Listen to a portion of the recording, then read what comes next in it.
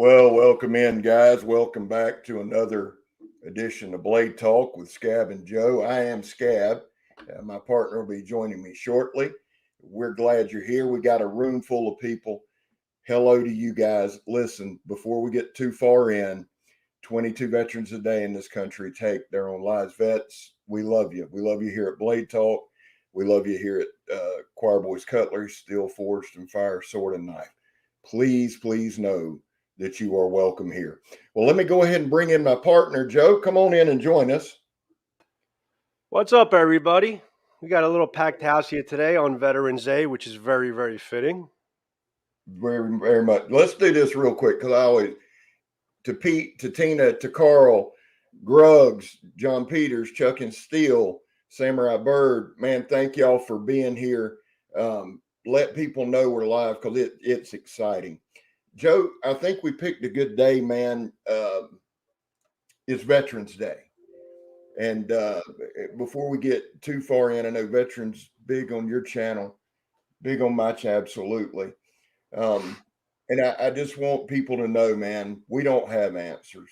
We don't try to have answers. I'm not a vet. You're not a vet. We just have a heart for veterans. And here's the deal, guys. It's not Happy Veterans Day. Today's a day of remembrance. So if you served, and I know there's this stigma now of saying thank you for your, and listen, I can't help. All I can tell you is from the depths of my soul, and it comes from a place that we don't have time to deep dive. But I do want to thank everybody who picked up a rifle in defense of this country or did your job in defense of this country, whether you were in combat or not. Thank you. From me, from Joe. That's my thing. What's your feelings on it, Joe? Well said, Scab. Well said. I mean, it's I know there's a lot of. I mean, the normal thing that you would say to veterans is, "I appreciate your service," but it is a very fitting thing to say. But if you really break that down, it's hard to say I appreciate it because if you haven't been there and you Right. haven't walked a mile in their boots, it's hard to really understand what they've been through in their lives and what they experienced.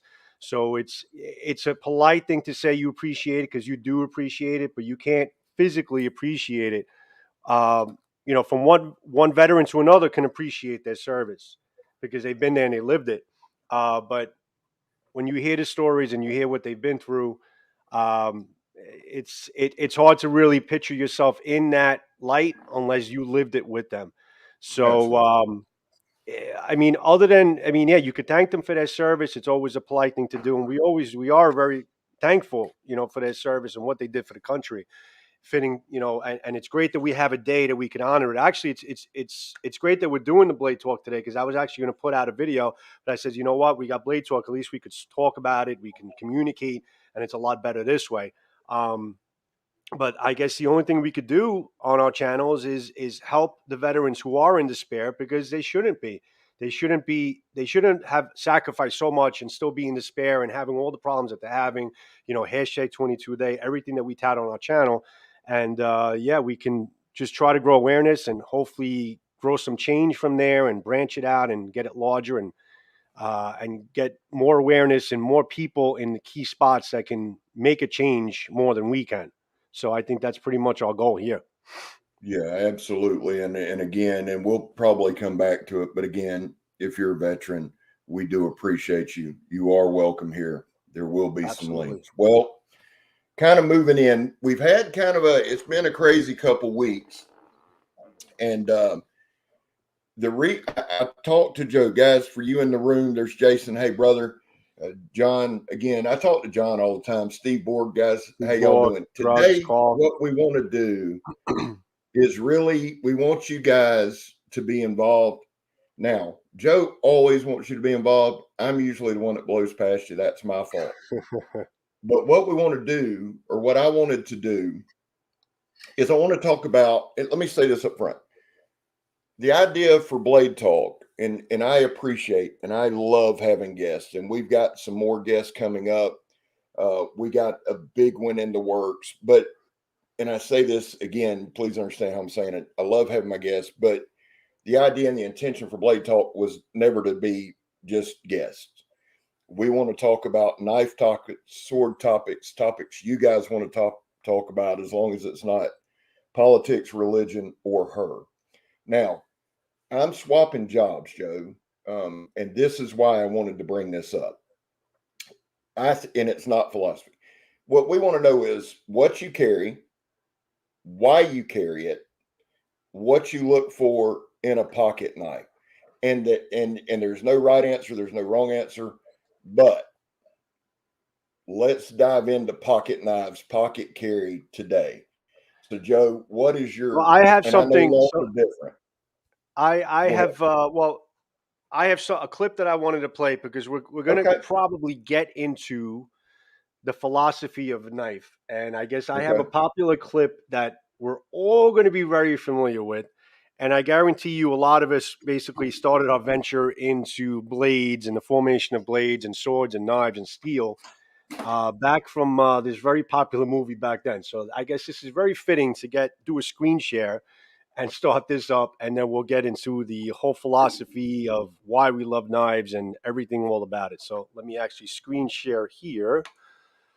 Video file. No, I don't want that. Share screen. Yes. It's very technical stuff here, Scab. You're the man. All right, Carl, here I'm we gonna go. need you to stick around because we're gonna come to you some. Yes. All right, I'm going to play this. This is very fitting to what we're doing today. The crumb is your god. The crumb, and he lives in the earth. Once giants lived in the earth, Conan, and in the darkness of chaos, they fooled Crumb, and they took from him the enigma of steel. It is Crumb Conan. was angered, and the earth shook. And fire and wind struck down these giants, and they threw their bodies into the waters. That guy right there has played more movies than any human being on The earth. secret of steel and left it on the battlefield. Dude, in the 80s, he was all over it. Are just men. Not gods, not giants. Just men. The secret of steel has always carried with it a mystery. You must learn its riddle, Conan. You must learn its discipline. For no one in this The world riddle of steel. not men, not women, not beasts. This you can trust. Well, there you go. The riddle of steel is on the battlefield. So it's for men to basically make to it whatever they want. So, what were you asking me before, Scab? Kind of got sidetracked. What you got on you today? Okay, I have, because I was actually using it today to cut up a mail call from Samurai Bird, and it's my AD10 from Cold Steel. Still pretty much one of my favorite carries. I absolutely love this knife. Went through that box like hot butter. Put a nice edge on it, and actually reprofiled this, and this thing is fantastic. Fantastic. I was actually chopping wood with this the other day, and that triad lock system is so freaking strong on this. I mean, you would look at this as actually like a fixed blade. So Yeah. this is one of my favorite carries. I think it will always will be is the AD10. What do you got, Skip? Or Well, how many I've do you got, got? well, just right now, I've got the Medford Praetorian T, and I've got the Billy Waugh demo. These go on me every day. Now, this is going to change. This is going to change. Carl said Conan was one of his all-time favorite movies, mine too. And that's Absolutely. probably where I developed. I was a big I lifting weights and all that for years and years. I was always a big Schwarzenegger fan. But on the knife front, these are expensive knives. Now going into powder coating, and this is what kind of precipitated this thought in this conversation.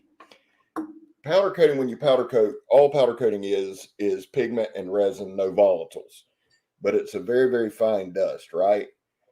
And it gets everywhere. So my thought was and is, and now I'm probably gonna carry a cold steel, Joe. Honestly, I have the 8010. I have the Formax. That's the one I was thinking.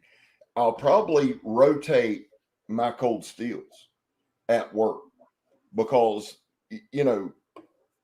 yes, I use this knife every day. It's a $500 knife. We all know that. It's a Billy Wall demo, but I use it every day. Right. But I'm not going to take it to a place where it can get ruined and destroyed. While it is a tool, yes, absolutely. And that's the way I view it, as a tool. I don't want to destroy a tool. You understand? So I will carry it. It'll be in the car. Trust me, it's never far from me.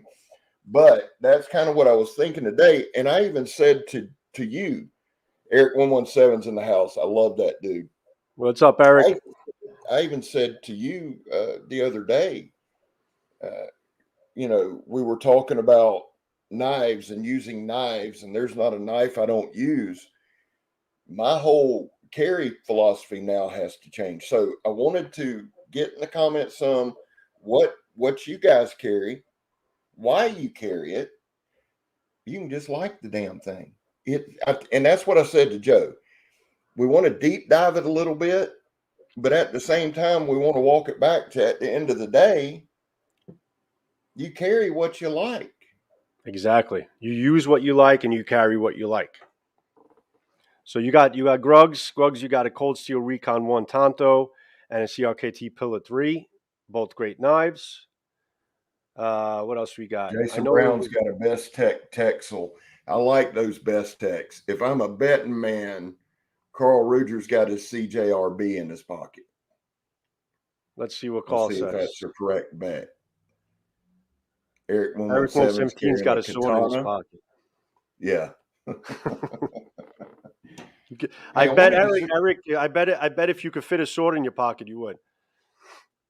Oh, hell, I would. Chuck and Steel has carried that 80-15. Tops, you can't. I love tops. Chuck and Steel, that 80-15. Here's an interesting thing. My guy Salty Red Corn that sent me the Artisan cutlery. The first time he sent me an Artisan, he sent me an 80-15 to check out. They both got stolen from the mail, from the post office. Oh, wow. Yeah. Well, I guess we don't know where a package shows up, and it was just a shirt for Megatron. And I thought, well, that's nice. Why are you sending my wife a shirt?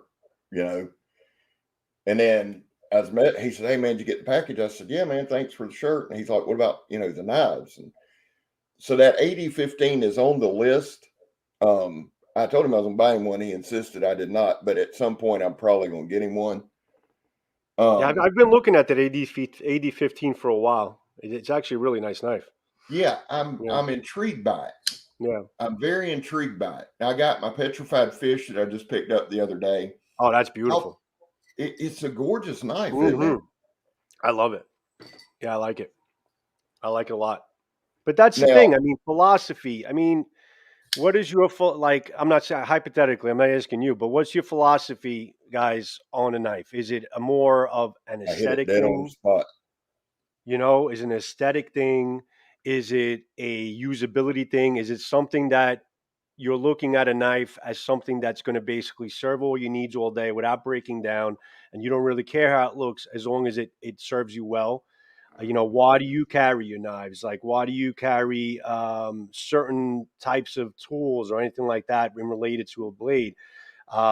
It's everybody has their own approach and why they do it and why they carry it, why they love it. So It's pretty interesting to see what, people might say in the community here.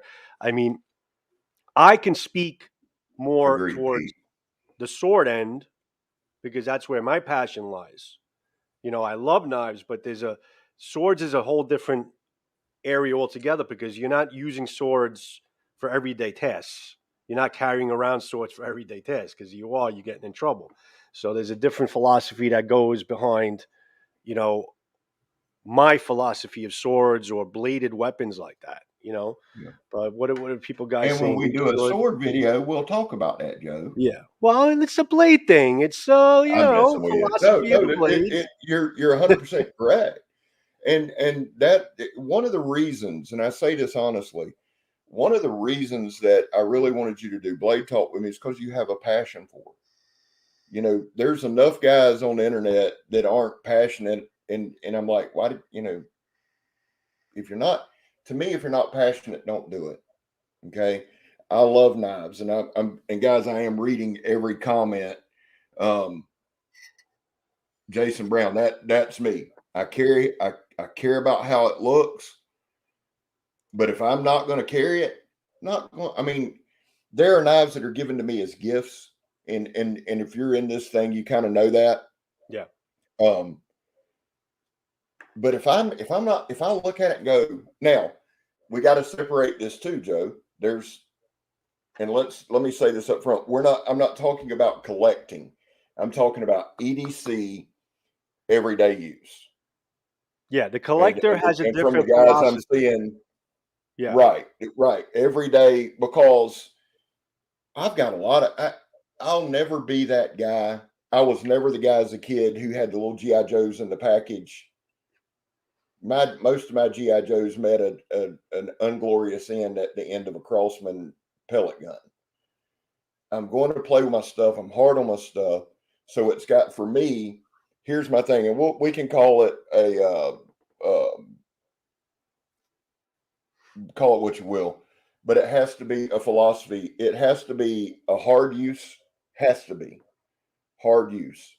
Um, it has to be able to hold an edge, and it has to have a handle that is comfortable for me. Okay. I'm not carrying a knife for looks that's not comfortable. I'm not doing it.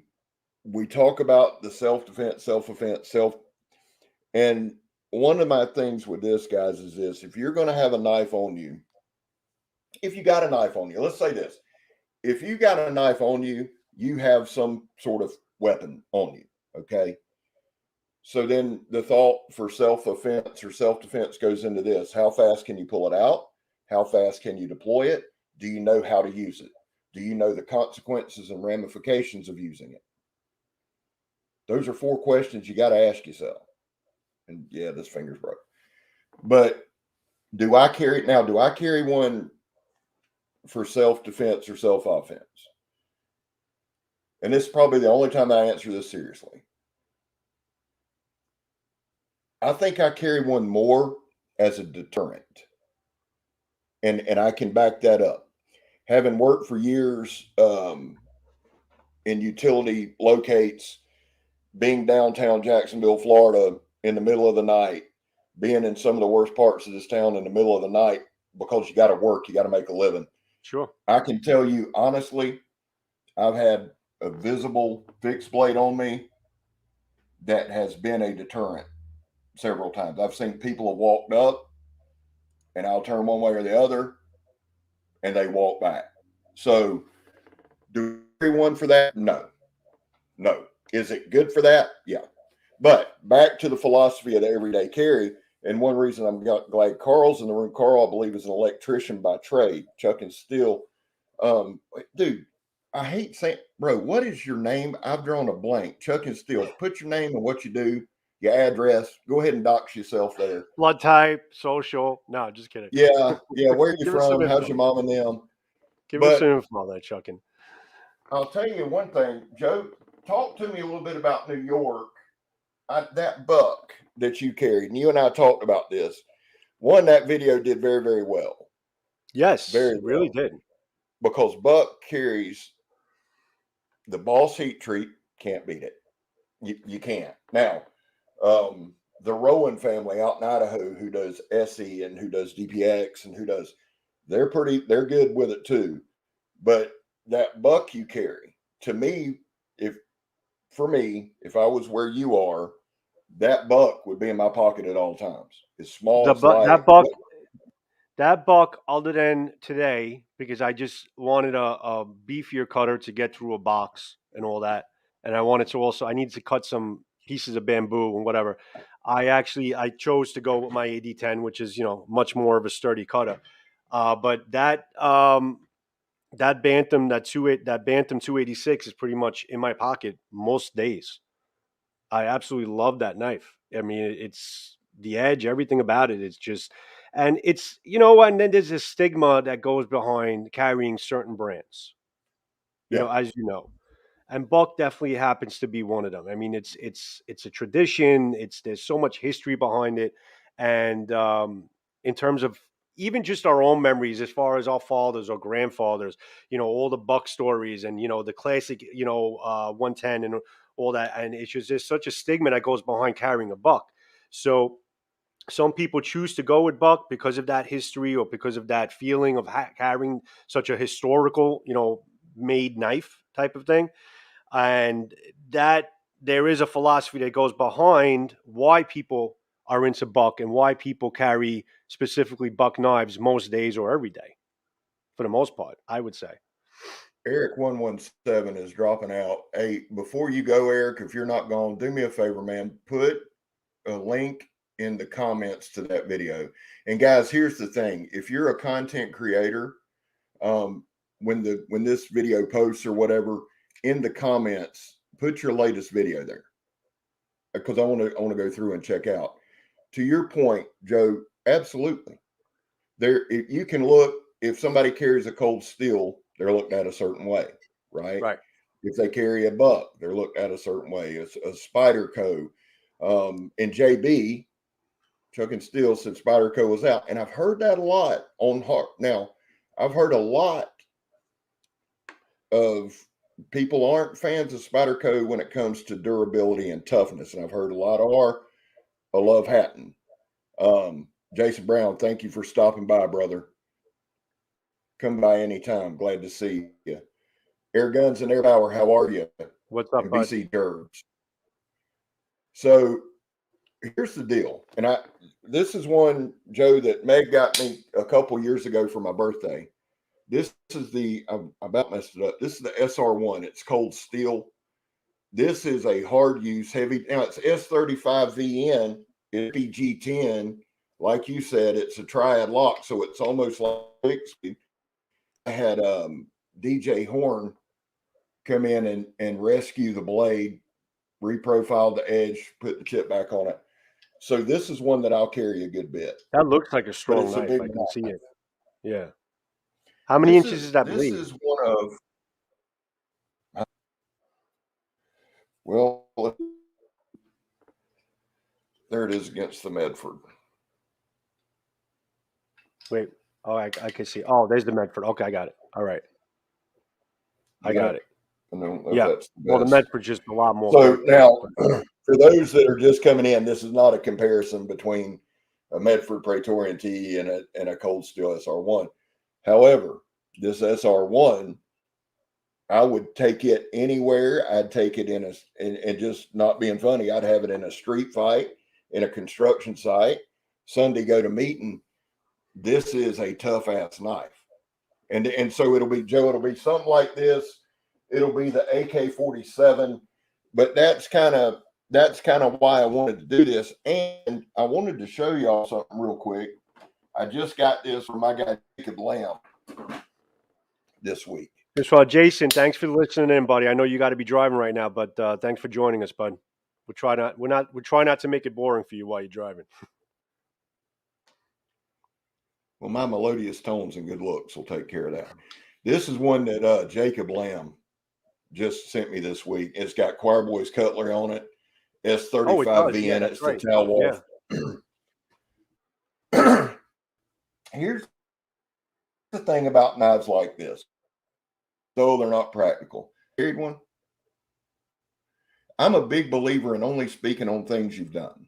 Big believer in that. Big believer in that. One thing I have to give Cold Steel, Joe, is this. And you know this because you got the 80-10. It's a heavier knife, bigger knife. They carry well in the pocket. People say, oh, there's no knife. They have great movement too. I mean, to basically open and close, it's such a smooth mechanism on the cold steel knives.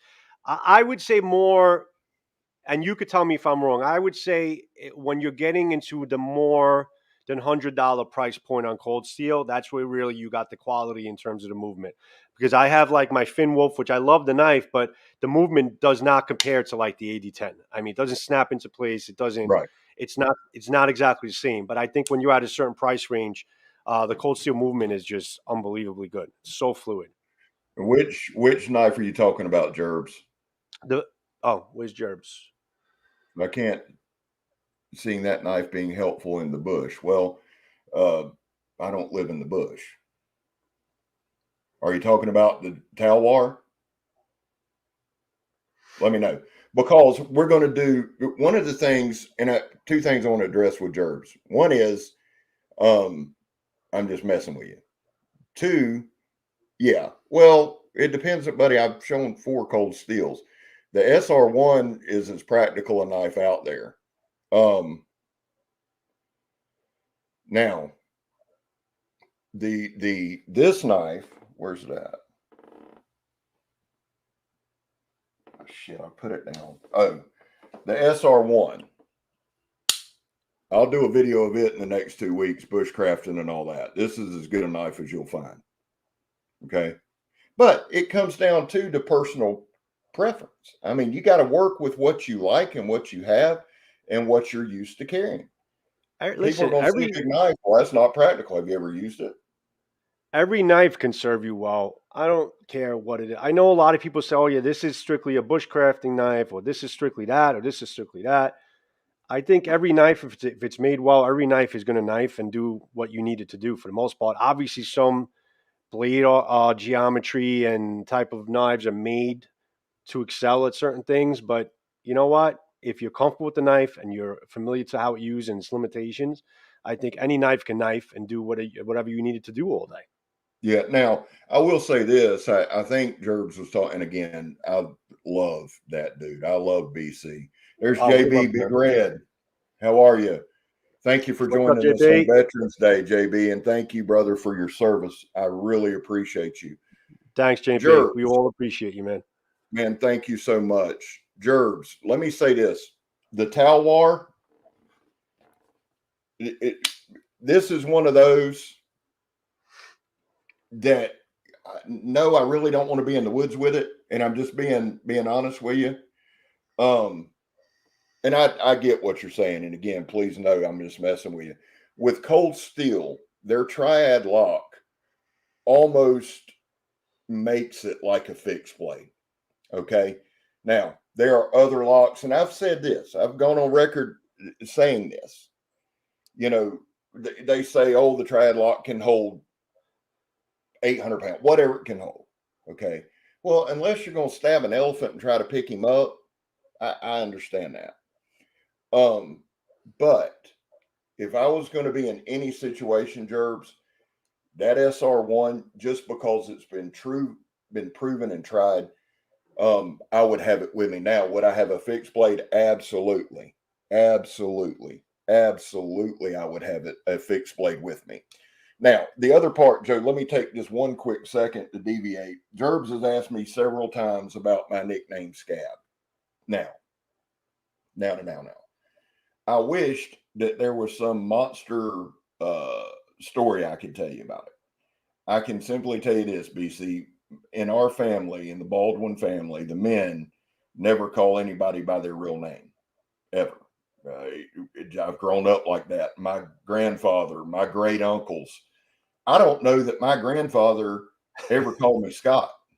I'm just being honest with you. I didn't know that was actually such a large tradition in your family. I figured you just got a nickname. Yeah, interesting. I call my son, his name's Hunter, and I call him Hoopty. I mean, you don't really. It's just a massive.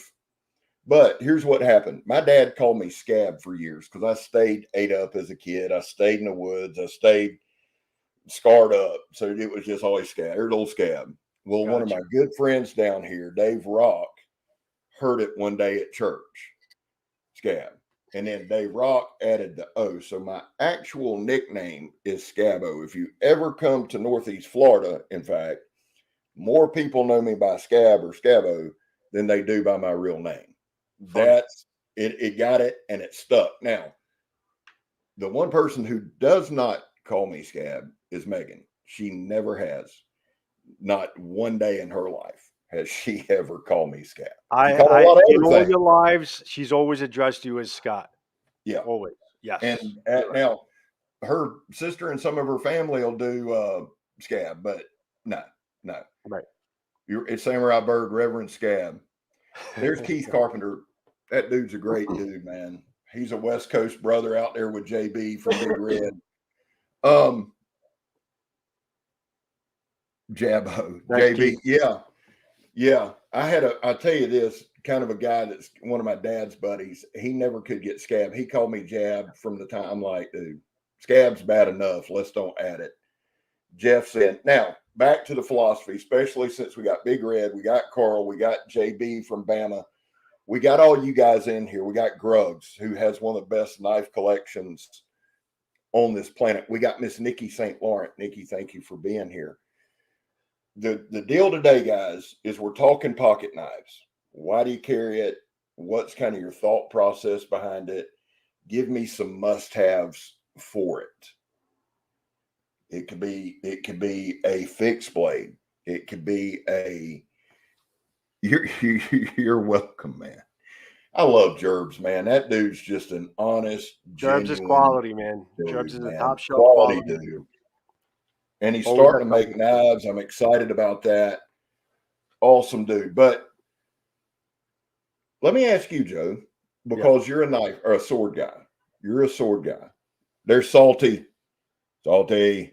What's up, bud? Love it, Carl. Zach, welcome in, brother. What's up, Zach? Salty's another great one to have on this. Salty, while you're here, what do you look for in a pocket knife? Give me 3 must-haves on a pocket knife.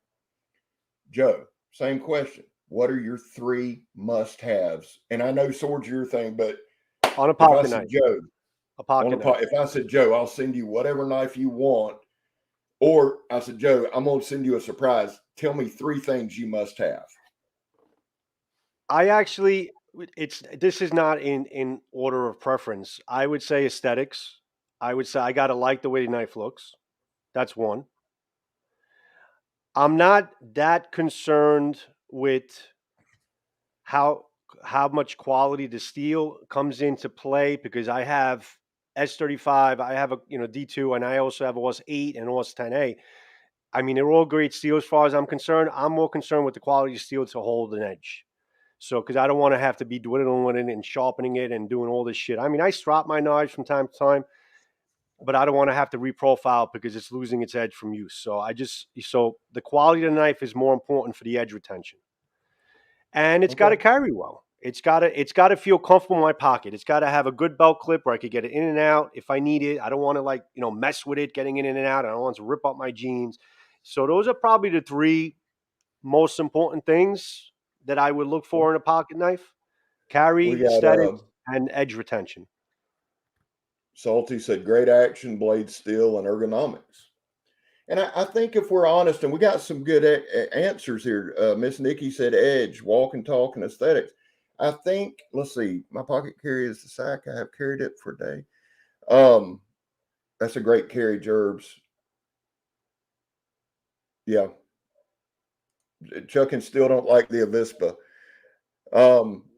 Big Red, give me 3 things that are must-haves in a knife. You're not the only one right there, JB from Chuck and Steel. I've heard that a good bit. Like the half and half, Joe. Like the Avispa, half Right. G10, half.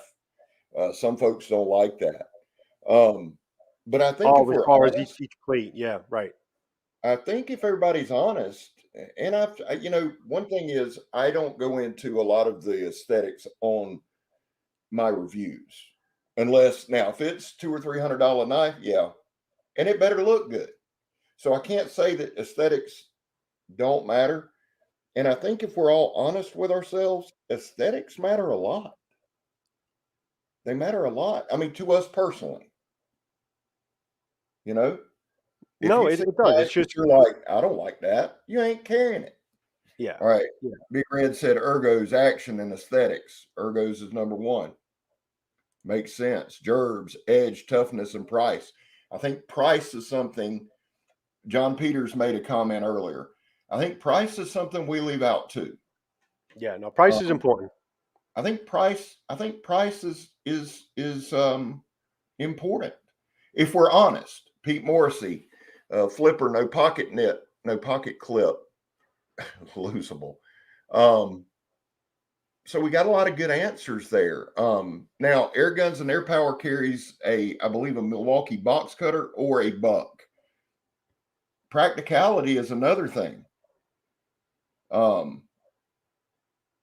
Jerbs, that's cool, brother. One thing that I wanted to touch on with price is this. One of the reasons I try to do the giveaways is I know that there's a lot of folks who will never be able to afford certain knives. I know that. Okay. So it's not like out of the good, oh, I'm such a good dude. And that's not it. It's, I love knives. I am blessed, just like you are, Joe, beyond measure. I'm giving all kind of stuff. So, dude, if I can give, like, seriously, and I don't know where the damn thing's at. That's not good. Oh, right here. This Hinder, I think it's like $400 that JR, who is one of my, I love JR because of his heart. He sent this at 3,000. We're giving this Hinder away. There's a lot of guys who will never have a chance to buy that. So if I can give that away and allow somebody else to enjoy it, now what they do with it when they get it, that's on them. You know, That's a great gesture, man. You know, a lot of folks have to eat, man. So I think Sure. price, I think aesthetics, and I think those are two things that we don't address a lot. Yeah, listen, value for the money. Value for the money. That's what it Great comes thing. down to. And that's really why I love, I mean, I like big knives as much, well, not as much as you. I can't say that. I love big knives as much as, as you love big knives, okay? But that's why I like companies like KHI Nepal, because they're really giving you a lot of bang for your buck. They're giving you a really well-made, handmade knife, okay, with a lot of quality for pretty much little money. I mean, a handmade knife to get something, with this type of quality and built this well. This is the power hammer. I mean, it's That was a great you look knife. for things like this. You look for knives like this that give you a lot for your money, and it's just, yeah, it's about value for your money. It's about getting a little bit more than what the cost factor is, and yeah, that definitely has to come into play with a lot of people in terms of their pocket carries and their big buoys and things like that, and in swords too, for the most part. I mean, you want to get something for your money in terms of the swords. Yeah, absolutely. So, Absolutely. I'm right here. Big I'm Red listening. said that's one of the first goals of his channel is to put knives in the hands of people that may not have the opportunity otherwise, and that's definitely your premise on your channel, JB. Yeah. Absolutely. I say this honestly. Big Red, Casey, those guys have risen quickly, and I love their channels, man, because the thing I like about Big Red and Casey and a lot of these other guys is they present knives that are budget. Mm-hmm. They give you an intelligent breakdown on that knife, and then they can give you a broad spectrum. They go from budget to expensive, but then JB's one of the most giving guys in the community. And if you look around, he's giving things, you've given things, I've given things. And again, this isn't pats on the back. It's because we love knives. We want everybody else to love the knife. And that's why I love those channels. Right. Honestly, D-Bad's a giver. And D-Bad, there's a lot that comes with Donnie. I love Donnie. I'm proud to call him a friend, but he's a giver. That's the kind of people I want to be around. I want to be around a giver. And I wanted to bring this up. Grugs is a huge. I'm going to address that, Grugs, after Scab is done. Well, no, go ahead, because I'm just rambling.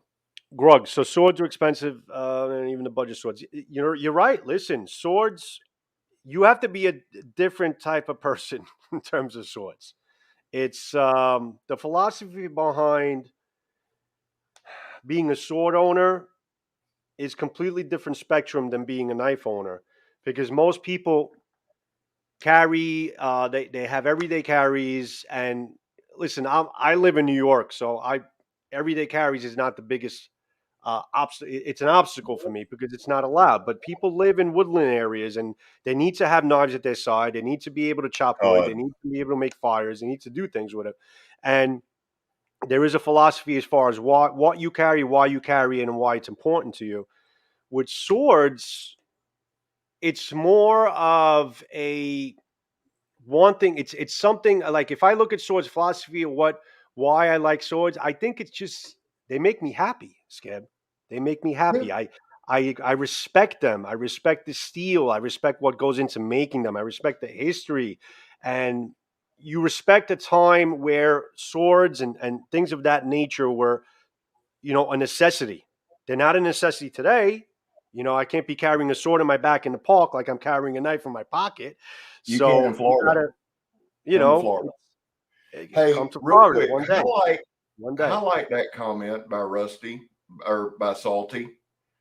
Brothers of the Knives. Price means a lot because that's very, very important.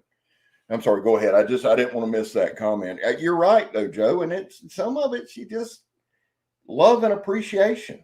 Yeah. And I use them. I love to use them. And listen, swords can mean a different thing to a different type of person. Like if you have a practitioner that is in a dojo and he's practicing, his philosophy of the blade is more of an art form and discipline. Then you have your backyard cutter, okay, that just uses knives to fun and to cut things up in their backyard, and their philosophy is different. So it really differs from person to person as far as the sword owner. And then there's the collector, is the person that collects the swords to be able to buy them and sell them and gain value in this and other thing. And that's a different animal altogether. So it all really depends on who you are. It's just that's why this is such an exciting conversation because it can vary from person to person, completely different, have a different meaning from person to person. Which is Absolutely. it makes for great conversations that we can kind of go on and on with.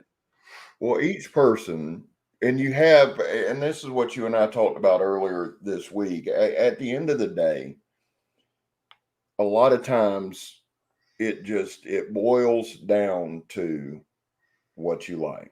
Now, people like things for different reasons. And when we talk about the EDC realm and price in Chuck and Steele's right, it's subjective. Price is subjective. It's relative. I've shown knives and people say, oh, it must be nice. Yeah, it is nice. You know why it's nice? Because I've worked 2 jobs since I was 22 years old. I busted my ass so I can afford some things. It's nice to be able to be given things. And if I'm given things, I give back. And that's just whether I'm giving them or not, actually, I'm going to give. And I addressed this on one of my videos earlier. I don't give away knives to get subs. I give away knives to say thank you. Right. Seriously. I think people that's why I do understand a that. preacher every 500. Because Yeah, I think most people understand that though, Scab. For I without a doubt. No, I'm just saying. I'm just being honest. Yeah. That's it's a dude. I'm blown away. I never thought I'd get to 1,000 subs.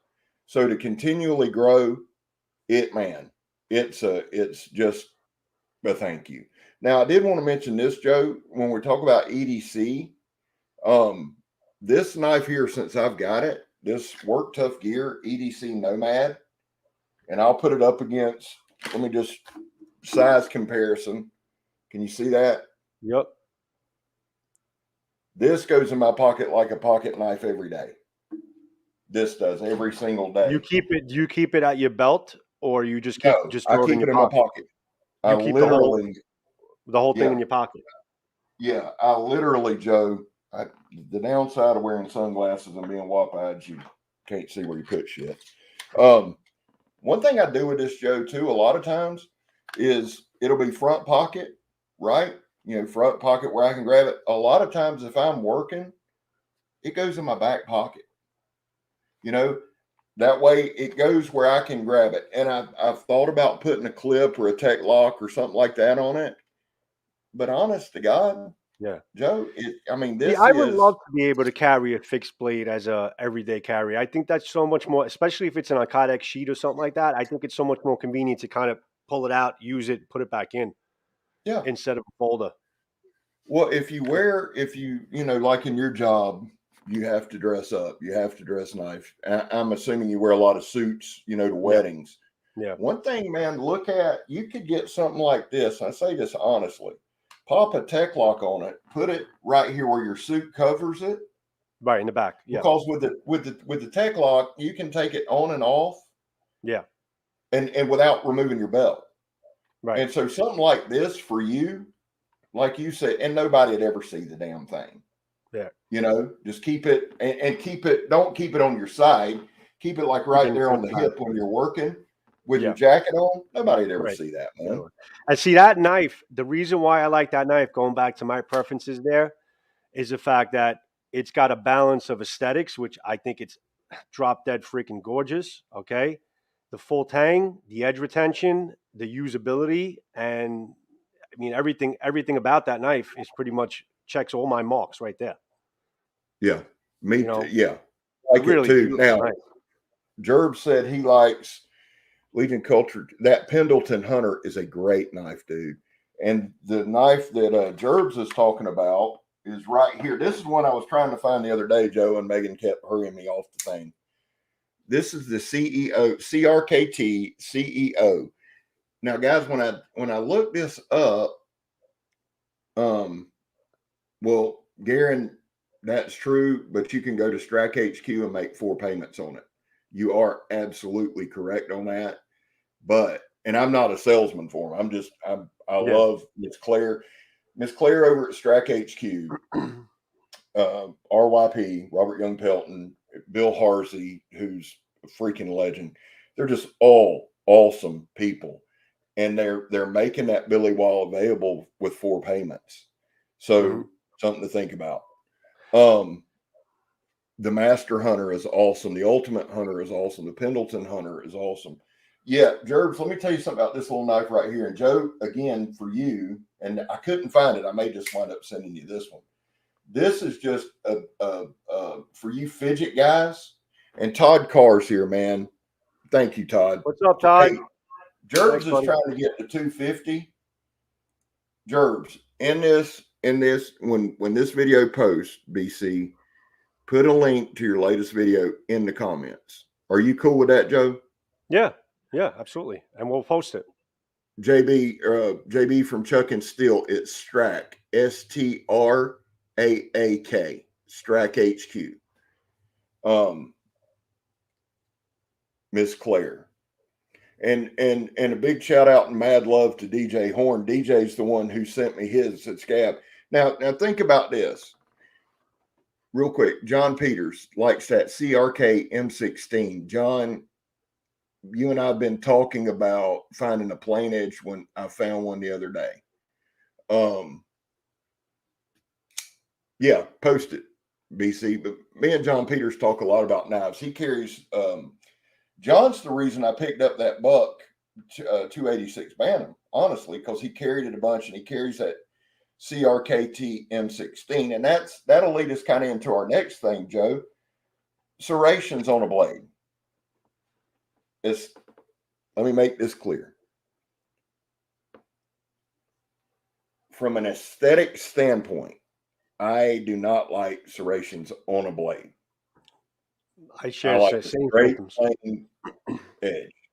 If I'm stuck in the wild or some screwy stuff, serrations are awesome to have. And I'm going to have serrations. Now, I was going to go to you in a minute. If I have serrations, Joe, I want it all serrated. Yeah, not half, right? I got you. I've never looked for one, and I don't think I ever will. I mean, that's basically it. I just don't have any need for it. I never really. I mean, if I see a knife with serrations on it, I kind of just don't ignore it and go to something else. But that's just me. Some people may have a use for serrations, but again, Miss Nikki, you're right. Depends on what you need for. If I need something with serrations, I wouldn't use a knife. I would use something else.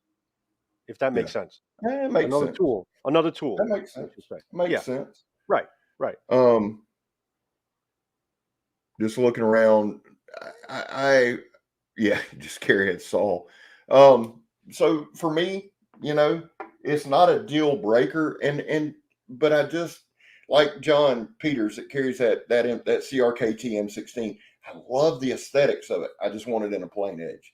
For me, Joe, just like I can tell you this, I love clip point. That's why I went when I seen that petrified fish. When I seen that clip point, I was all over it. But I also love dagger style, right? I love a dagger style. And I guess that's another thing. Yeah, see, at Todd, Carl, I'm in the same. Jeff, you're right. It does cut. I think that's my whole thing, though, with serrations. It's simply for me, it's an aesthetics thing.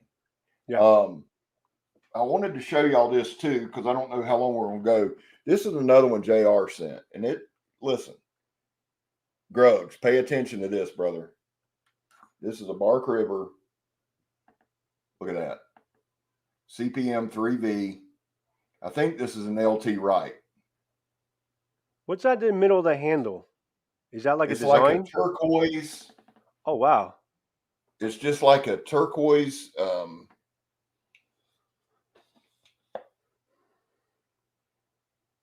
Just like a turquoise into the thing, man. I mean, this is CPM 3V. It's a Bark River. This is, and it's that convex edge, sharp It's a long as shit, handle.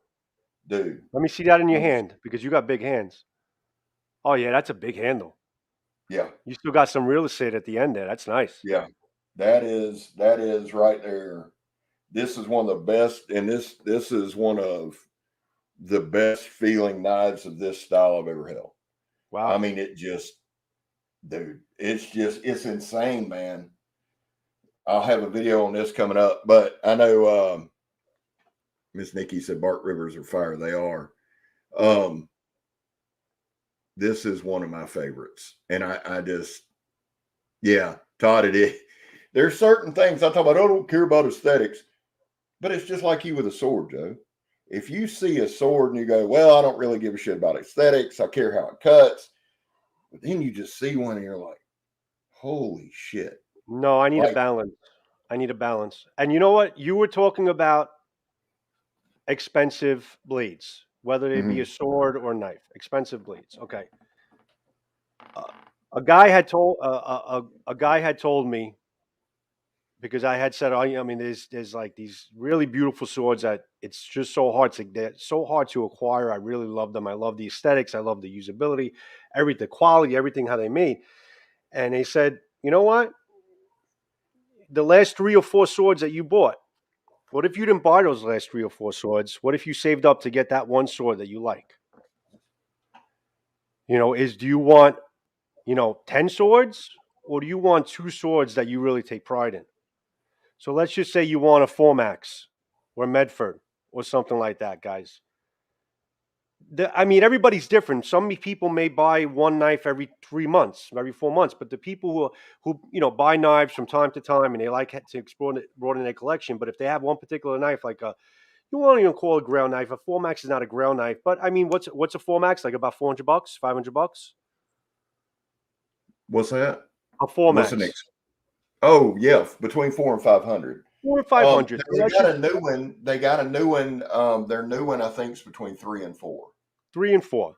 It's fairly attainable. So let's just say, guys, you like that knife. You don't buy 3 or 4 knives. You save up and you get that knife.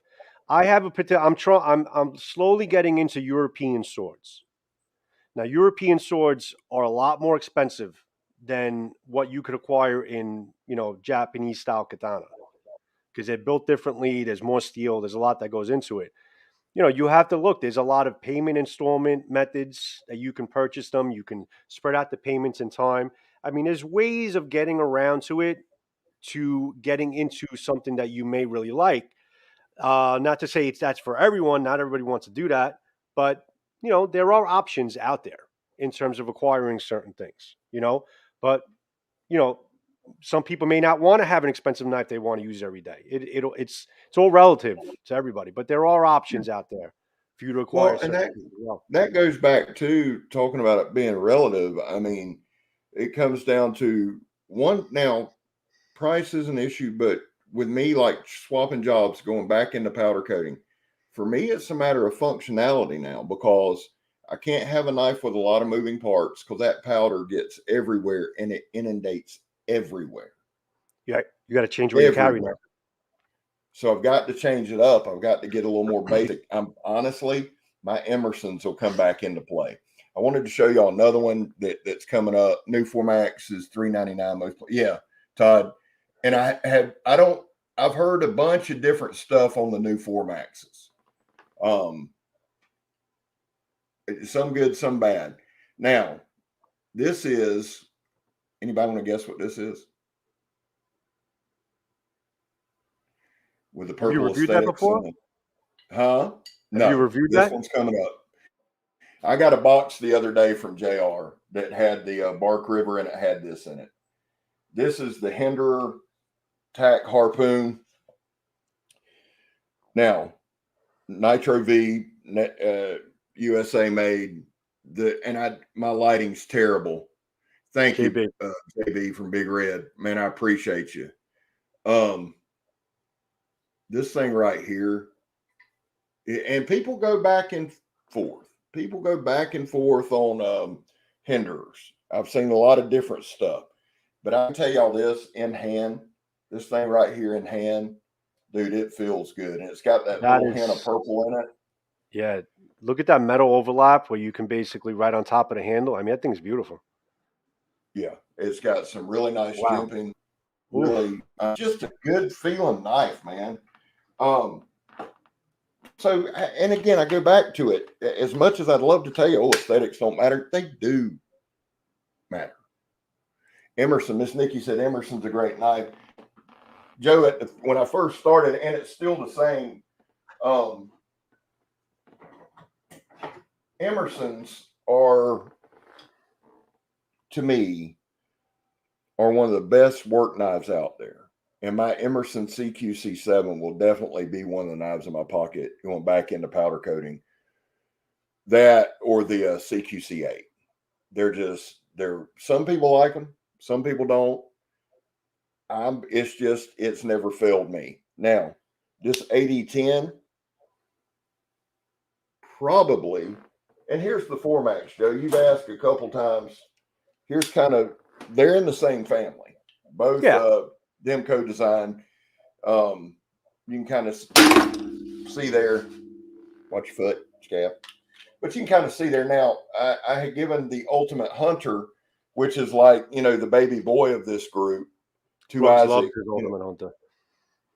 Oh, the Ultimate Hunter's awesome. I watched that video Gropes did with his. Yeah. But you see there, man. And again, ample handle. And part of the thing too, when we start talking about knives, Joe, is being comfortable with what you're working with. Can you answer Samurai Bird's question there?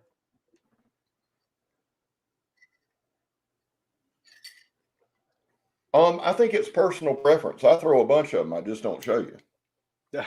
Especially when I get mad. I think knife throwing is different altogether. Knife throwing is a different type of knife. Yeah. Knife throwing, that JB from Chuck and Steel, that's Nitro V. I've heard a lot of different things too. I was going to tell you this particular Hinderer is CPM 20 CV. And really, when we start talking about justifying costs, I don't know that anybody can justify a cost. I mean, it's because guys like us buy them, Here's the deal. To get back to Bird's question, I know Electro loves throwing stuff, Captain Electro, and I know he puts a lot of time and work in. I know Donnie throws a lot. I'm listening. God, I throw knives a lot. I'm terrible at it. I love throwing tomahawks. I love throwing all of it, but I just don't show you a whole lot. And I think Bird, a lot of guys, when you start talking about certain knives, like that Medford's over $800. I think that factors into it. I would love to get into some of the throwers that Cap has, and Donnie made me a thrower that I broke. So to answer your question, I think it's, dude, I think it's just personal preference. I love everything blades. I mean, y'all know I do. I got a damn halberd, however you say it, a 7-foot tall halberd, you know, that I love the thing. So I think for me, throwing a knife is just, I enjoy doing it, but I think it's personal preference. Yeah, and Chuck and Still, you're right. I agree. JB says I Absolutely, throw money JB. at knives. Does that count? Absolutely. I think that I do the definitely counts. same darn thing. Um, I would throw yeah, knives. no, I understood what you were saying, Chuck and Steel. I did understand what you were saying, and I hear that a lot. Yeah. Jerbs, yeah, absolutely. Hey, I wanted to say too, Tina was on Mikey's channel last night. That's worth a watch, guys. Go back and check that out. That was She was on, powerful, it was personable, and it took a lot for her to get everything out that she did. And Tina, we commend you for that, and we thank yeah, you for getting immense all amount of that out. courage. That was excellent. Immense amount of courage. So I just wanted to say that. Yeah, Todd, I wish Captain was in here because he can answer a lot of this, because that dude, Cap downplays a lot, but that guy can throw. Yeah. And I'll say this, we just talked about Tina, Eric, when E was alive. When E was alive. Miss Nikki, thank you for stopping by. Thank you so much. When E was alive, he could throw. But I don't like when knife throwing comes on. I really, really wish Cap was here, because those guys stand pretty damn close, man. Like when we went the other couple weeks ago to throw tomahawks, the guy spoke to me. He said, "Man, if you'll step up one step, I think you got it." And I said, "Okay," because I throw hard. Because he said, "You got to take a little off." Well, after watching me throw, he said, "You just throw hard. There's not much." He said, it is what it is." But when I stepped forward, even though I was a little more nervous because I was closer, dude, I didn't miss. Pissed Megan right off. But, throwing is something that, is interesting. And I wish Cap was here because that's a whole nother world.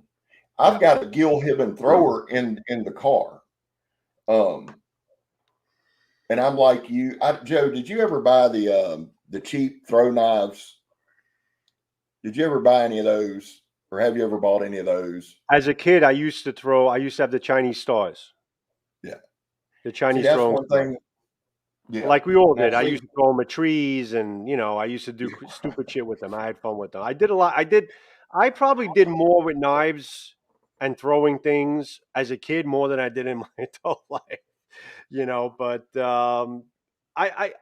know what it is? I guess if I had the space to set something up, yeah, I would probably get into throwing knives. I think it's definitely yeah. a cool thing to do. I mean, there's definitely a lot of skill that you need. There's definitely a lot of articulated skill that you need to develop in But terms of once you throwing get it, knives, and you gotta have the right tools.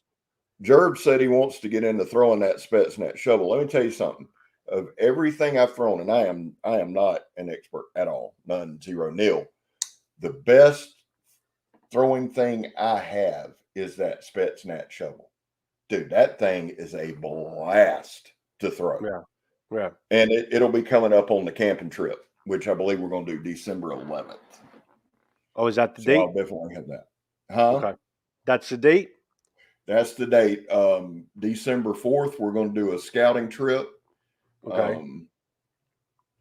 I'm not doing it on the creek. I just, I want to, here's something I want to kind of do. The channel will always be knife centric, right? But I do kind of want to get into doing some camping, Joe, to show some stuff out there. I'm not worried about gear review and all that. Take some knives out and do some camping. But I thought, you know what? Let's be smart. The first time I ain't camped since I was a kid. the last time I camped, me and my buddies, I think we were 11 or 12, and one of the guys that were camping with us, his dad had chickens, so we wrung 2 chickens' necks, plucked them, boiled one, and cooked one, and that wrapped me up from camping for quite a while. I think we all got sick, but this will be it'll be fun, and we'll have, and I'll say this too, Joe. You and I've got a couple trips we're trying to come up with next year. We'll be camping at the Holiday Inn. That'll probably be the extent of our camping. That's more my style. Yeah. So you said you haven't camped since you've been a kid. I've never camped since my previous life. So I never camped. Never camped before. Never went Salty's camping. gone. Hey, love you, brother. I really do. Thanks, Salty. Have a good night, buddy. Thanks for stopping by. Thanks for your input. Thanks for it all, bro. Yeah, I've brother, I just haven't. So I've got somebody going with me. Because again, I thought I'd rather be safe than sorry. I promise you don't want me shooting a video of my fat ass sitting in the woods by myself, because all you hear is beep, beep, beep, beep, beep. And it ain't about being scared or none of that. It's just, I've got a dude that I promise you is qualified. He will not be on camera. But we're going to have a good time. Joseph Smith, E's son, I've asked to go. So I'm looking forward. Oh, interesting. That's cool. That's very cool. Yeah. That's very cool. I want him to go. Very cool. Hey, JB with Chuck and Steele's dead right. No Pete, better way. Thank you, man. I know it's early over there. Thank you for dropping in, brother. Thanks, Pete. I'm actually glad you were able to actually see Pete, when I posted this, the first thing he said was, there's something wrong here. You're actually picking a normal time to do Blade Talk. I'm like, listen, I'm glad you're going to be there, buddy. That's awesome. Thanks, Pete. Grugs, I'll check it out, man. I'll check it out. I may, that was good. I saw that. Since we're swapping jobs and all that, I need to get my butt to Bama. My son lives between Birmingham and Montgomery and has 5 or 6 acres out there, and I want to go. I'm going to try one out, Todd. Yeah, Gary said, be careful of the flesh-eating bacteria. In December, I'm probably not getting in the water. And if I do get in the water, something big's chasing me. Yep. Well, I may not, because there may be something bigger in the water. But yeah, I'm excited. I'm looking forward to it. I may try to get up there and do a camping trip with my son and the grandsons. That would be fun. Be a lot of fun. Well, Joe, what else we got, man? We about need to wrap it up, don't we? Yeah, we're gonna wrap it up pretty soon. I'm glad. Can you believe? Just go to the comments. Yeah, we'll go to the comments. But can you believe this is our 8th episode of Blade Talk? Is it really? 8. Actually, if you don't count Ghost Talk, and if you don't count the first trial run that we did, it's actually 10 altogether. But 8 official episodes. We're into Blade Talk right now. Very cool. Yeah. Well, I think a couple things. Where are you sitting on subs? I am sitting very gratefully at around 822 last time I checked. So that my numbers have been slowly climbing, and it's been going well. So I'm pretty much on the doorstep of the 1,000. So guys, here's the deal. When Joe hits 1,000 subscribers, there's going to be several giveaways. Obviously, I got something I'm going to give away, and we'll make that announcement when he hits around 850. But one of the big things we're doing, thanks, BC, is we're going to make Blade Talk its own YouTube channel, and we are super excited. Oh, there's Ken. There's Ken. I love Ken. Thanks for joining us, buddy. Knife dude. Lurking for an hour. I was intrigued at the entire conversation. Thanks, Ken. Thank you, brother. I appreciate you. Grug said only 8. You guys got to get on the ball. Well, I just looked the other day. I've been doing this 15 or 16 months. I've got 768 videos, and that's not counting any of the Blade Talks. So, well, maybe 2. So, but back to the Ken. Hey, JB from Chuck and Steele, man. thank you so much. If you guys aren't subscribed to Chuck and Steel, please do. That Absolutely. dude, I've never seen anybody do what that dude does with a slingshot. It's insane. When we're talking about talent and a guy with Straight up talent. just straight up talent, I mean, that's your man right there. I mean, he does some amazing stuff, man. And he does it on camera. He's not like, doing it and saying he did it. No. He's doing it on camera, friggin' live. And that's ballsy. And that's and awesome. He makes some incredible shots. Yeah, if you guys are not sub, please sub to him. Yeah, absolutely. A lot of these guys, man, one of the big things that we like to do is shout people out. It's one of the big things we like to do. Now, you got called a YouTube promoter. Was that what? It was funny because it was actually Buddy the called you a YouTube promoter. I did a 600, the video I did when I hit 600, and I'd said, you know what, it was my not a payback, but it was just a thanking for everyone that helped me get there. I kind of did a video and I did a lot of shout outs on that video, on my 600 video. And someone had said to me, what was the fucking comment?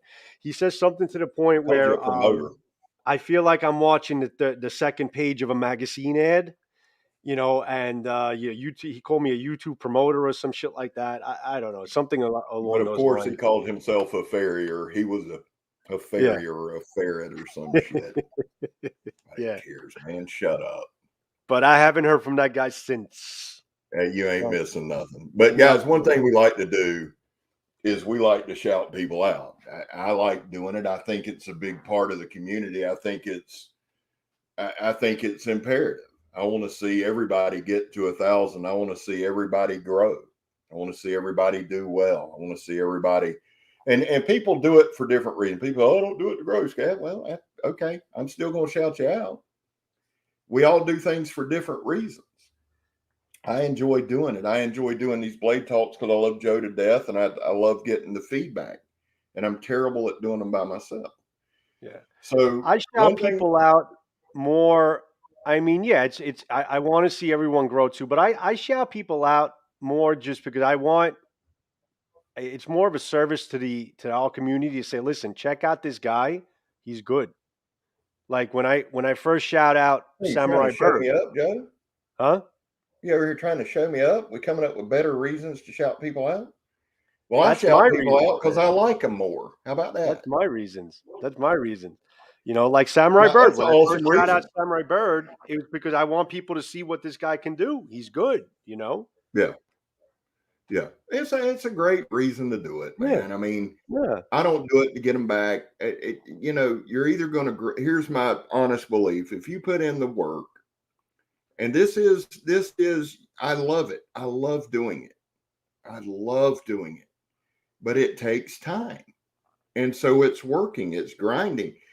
And I believe if you put in the work and you're doing a good job, plus the other thing is this, Joe, if you go back and you watch somebody's first video and then you go 15, 20, 30 videos later and they get better, so if somebody's putting in the work, putting in the time, I want people to see that. And yeah, I do it because they're good and they put out, and we need we need everybody's opinion in this thing. We need parity in this thing. We need opposing points of view in this thing. Just because somebody disagrees with something doesn't mean I'm mad at them. So we grow, and that's why I want to do Blade Talk, because I want to turn it into a podcast. That's why. Plus, I want to have a separate YouTube channel for it so we can move forward, have people on, and use it as a platform, to help people, to put Blade Talk out there, to get some of you guys on here. There's just a lot of reasons to do it. So people, get me to that 1,000 sub mark very fast before the end of the year. So we can, and we're going to do it. We can branch out Blade Talk, and we could do a lot of different things that we're planning. It's growing in this YouTube community. Yeah, you got to put the work in, and you have to improve, and you have to do research. There's definitely a lot of legwork you got to put into it, a lot of time you got to put into it. I personally enjoy it. I mean, we could even talk about the philosophy of YouTube, but we're not. But I enjoy it, and yeah, you got to put the work in. But when you're at a certain sub count, there's so much more you can do, and you can branch out and do things with YouTube. So yeah, I'm very excited about that, man. I'm really amped about making this its own entity, man.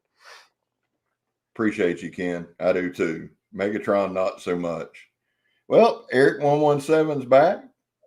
No, I mean there's a lot that goes into it. There's a lot, and I want to, and there's guys that are very talented. Eric 117, Eric Hussein. I can watch that all day, dude. Seriously. Yeah. And that's just I love. So if I can do that, Carl brings a lot to the table. If I can shout somebody out, Gruggs is just kind of that guy behind the scenes who handles what needs to be handled. He does all that, and he still puts in the work. So, I'm all about it. Let's get Joe to 1,000 subs. Let's get this channel on its own. I tell you what, first thing we're going to do when Blade Talk goes our first episode on our own channel, we'll do a giveaway. I'll figure out something. I'll give it away as a thank you. We'll definitely do something cool. Yeah. And so, if you guys have thoughts or comments or questions for another episode, let us know.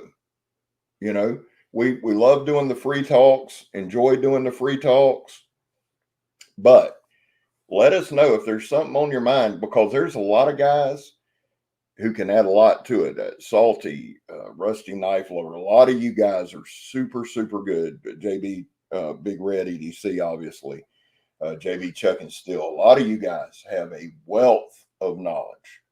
So if there's any questions, anything y'all want us to tackle, man, let us know. Be glad to do it. Jerbs, thanks for coming in, buddy. Much respect to you, my friend. Thanks for joining us. And mad love, brother. Definitely, without a doubt. Guys, if you're not subscribed to him, please subscribe to BC. He's a dynamite, top shelf dude. Absolutely is. Well, brother, I got to start getting ready to head to the depot for the last week of the last run. There's Matthew Jensen. Look at that guy. Matthew, what's up, buddy? A little bit late to the party. Hold on, let me put him on there. What do you think of the swords, knives, and Dune? I like them. They're fantasy swords. They're how practical that. I mean, I know they have some representations of them that you can buy right now. I think they're pretty damn cool. I think Joe probably EDCs one or two of them every day. Like to. Thanks for coming in, Matthew. We were talking about philosophy of your carries. So you got to run to work. It's about that witching hour for you, bud. I did see that, Garen. Yeah, that was awesome, man. That was awesome, and yeah, that's reminded me of a famous infomercial of a katana. Yeah. I'm going to have to go ahead and say the first Dune with Sting. That's my favorite. I haven't seen the second one. I'd be remiss if I said I did. I mean, I've seen clips but the first Dune, the one that had Sting in it. Yeah. That was something else. And there's Megatron. She's walking in the door. If y'all can hear the dog saying hello. I can hear the dog saying hello. Oh yeah. Yeah, Timbo 437, Rusty Knife Lover, those guys. Timbo's, both of those Gruggs are outstanding sources of information. I'm not the guy you want to go to on that unless it's a big chopper and you're just bored. But yeah, Sting's knife in the original Dune, absolutely. I mean, it lacks functionality and ergos and all that, but it's kick-ass. I'm a big fan of it. Well, brother. All right, Scab. Nice show. I love it how we're able to get to the chat room a little bit more. I've been wanting to do one of these for a while, so I think it was very cool. Thanks for everybody that kind of joined into the conversation. It's definitely a conversation we could have again. Yeah, thanks for everybody for being here. And if you guys have any comments at the end of this video, post any comments of maybe some future shows, future recommendations of maybe something along the lines of what we were talking at today. Definitely put it into the comments. Well, I read all the comments, guys. I try to get back to everyone on Blade Talk and also my videos. I'm sure Scab does as Thank you. well. Good. We read all of our stuff. Definitely put something into the comment section of anything you'd want to see on Blade Talk. And we'll definitely consider it and go down the line. I mean, listen, we're here for you guys. We're here. This is a joint conversation here. So if there's anything you guys want to discuss, without a doubt, please put it into the comment section. We definitely want to see it. And Matthew probably needs to come on before this year's over.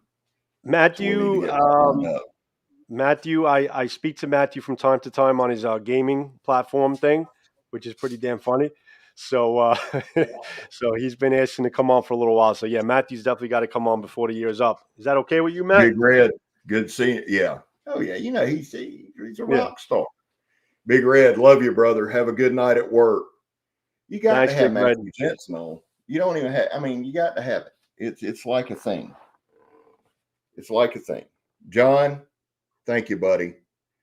Well, guys, Joe, love you, my brother. Great talk. Mama's home, my man. Great talk. I have one more thing to tell. Yeah, I'm gonna close it off, and you can skedaddle to work, my friend. Love you, brother. Man. Love you. Have a good night, buddy. Have a good night. Auf Wiedersehen. Later, buddy. I'm still here, Joe. No, you can come off. I'll close it up. You can click off. Oh, actually, I got to click you off. I'm sorry. I'm running. Thank you. Now. All right, there we go. What did Grug say? Got to show my European swords. Matthew knows I am working on it. There is a European sword coming in. It's not the best in the world, but it's something that I want to show. But I have I've been doing some research, and there's a couple I have in my sights. So I am definitely working on getting into the European sword market, which I am very fond of. I love Japanese style weapons, but the European swords definitely have a special place in my heart. It's just a matter of getting started and getting into it. But yeah, definitely European. I definitely want to bring European swords into my channel a lot more, into Steel Forge and Fire. Without a doubt. Is Eric 117 still in the room? Because I got something to address with you there, buddy. Well, if Eric 117 is in the room, if you guys saw my last video, I just got a very generous mail call from Samurai Bird, and I got a whole shitload box, a huge freaking box of bamboo, fresh bamboo, ready to cut. I'm sure, Matthew, that makes you very jealous. So if you want to take a drive out to New York, we can cut together. But so I'm going to be trying to do a couple, many videos coming up, just cutting up this bamboo. I got a couple of swords, hopefully, that are coming in that I can cut up some bamboo with. And Eric, I'm going to show you how much better you cut bamboo than I do. We'll basically do a video on the same day. We'll keep in touch with that. But to everybody in the room that's left in the room, you got Samurai Bird, we got Gruggs, we got John Peters, Matthew Jensen. Always a pleasure, my friend. I'll be speaking to you very soon. Got some questions to ask you, my friend. Big Red EDC, JB, always a pleasure. Thanks for joining us, my man. Everybody, Todd Carr, I don't know if you're still in the room. Carl Ruja, you're still in the room. BC, I know left. Garen, I don't know if you're still here. Love every one of you. Thanks for joining us. Thanks for making Blade Talk what it is. And yes, it's only 8 episodes, but we're looking to grow, and we're looking to make it into its own entity, eventually turn it into a podcast, and we can't do it without you guys, and we weren't able to get this far without you guys. So I thank each and every one of you, and I hope you guys have a great evening, and don't forget to hit the like button, the analytics of all this stuff, and help me to get to 1,000 subs so we can do some great things with Blade Talk and everything else around our channels. So have a good one, guys. I'll play the opening again, and then I'll close it off. Love every one of you. Have a good night. Thanks for joining us.